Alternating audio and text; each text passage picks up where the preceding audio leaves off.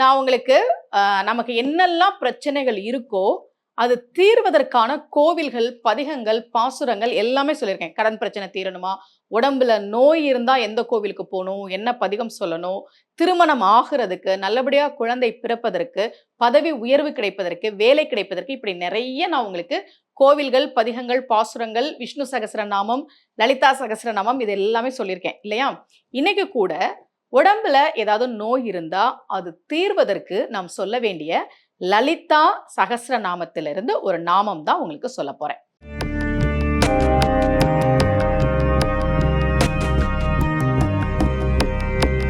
ரகசிய உண்மைகள் சேனலை பார்த்து கொண்டிருக்கும் உங்கள் அனைவருக்கும் சுமதி ஸ்ரீயின் அன்பு வணக்கம்.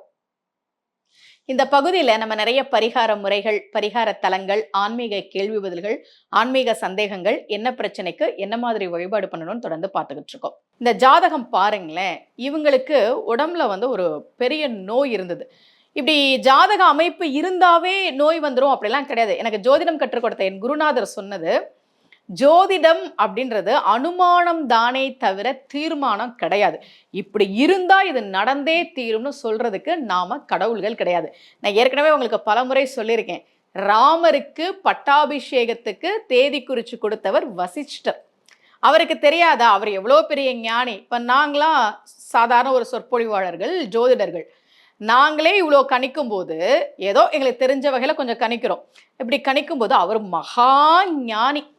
அவரு அவ்வளோ பெரிய ஞானியாக இருந்தவர் கணிக்கும் போது இதுல ஒரு தடை வரும் அப்படின்னு அவருக்கு தெரியாது. அப்ப என்னன்னா, ஜோதிடம்ன்றது அனுமானம். இது நடக்கலாம், இது இப்படி இருக்கலாம், அதுதானே தவிர இது நடந்தே தீரும், உங்களுக்கு கடன் வந்தே தீரும், உங்களுக்கு நோய் வந்தே தீரும் அப்படிலாம் நாம சொல்ல முடியாது. அவங்களுடைய சுய கர்மா போன பிறவிகள்ல அவங்க செஞ்ச புண்ணியம் நல்லா இருந்ததுன்னா, இந்த பிறவியிலேயே அவங்க எல்லாருக்கும் நல்லது பண்ணியிருந்தாங்கன்னா பெருசா அவங்க கஷ்டப்பட மாட்டாங்க. அதுதான் உண்மை. இப்ப இந்த ஜாதகத்துல பாருங்க, இவங்களுக்கு உடம்புல ஒரு நோய் இருந்தது. அது அந்த தசாபுத்தி வரும்போது தான் வரும். இப்படி ஜாதகத்துல நம்ம கணிக்கலாம், 6ஆம் இடத்தை பார்க்கலாம், 6ஆம் அதிபதியை பார்க்கலாம். இந்த தசா இந்த புத்தியில ஏதாவது மருத்துவ செலவுகள் அப்படின்றத நம்ம கணிக்க முடியும். ஆனா அந்த தசா புத்தி வந்தாதானே தவிர, ஐயோ ஜாதகத்துல இப்படி இருக்கேன், என் வாழ்நாள் முழுக்க இப்படி இருக்குமோ நம்ம பயப்பட தேவையில்லை.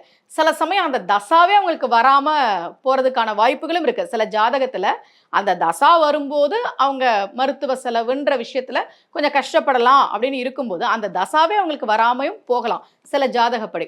இந்த ஜாதகத்துல அவங்களுக்கு அந்த தசா தொடங்கின உடனேயே உடம்புல சில நோய்கள் வந்துருச்சு.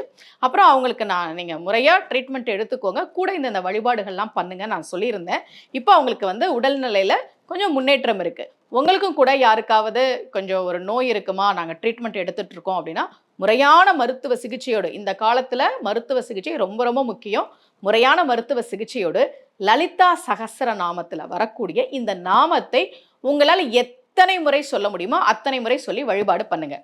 ஓம் சர்வ வியாதி பிரசமன்யை நமக, ஓம் சர்வவியாதி பிரசமன்யை நமக அப்படின்ற லலிதா சகஸ்ரநாமத்தில் வரக்கூடிய நாமத்தை சொல்லி நாம் வழிபாடு செய்கிற போது உடம்பில் இருக்கக்கூடிய நோய்கள் நிச்சயமாக தீரும் என்பது நம்பிக்கை. இதே போல மீண்டும் ஒரு பரிகார முறையோடு உங்கள் அனைவரையும் சந்திக்கிறேன். அனைவருக்கும் அன்புடன் சுமதி ஸ்ரீ.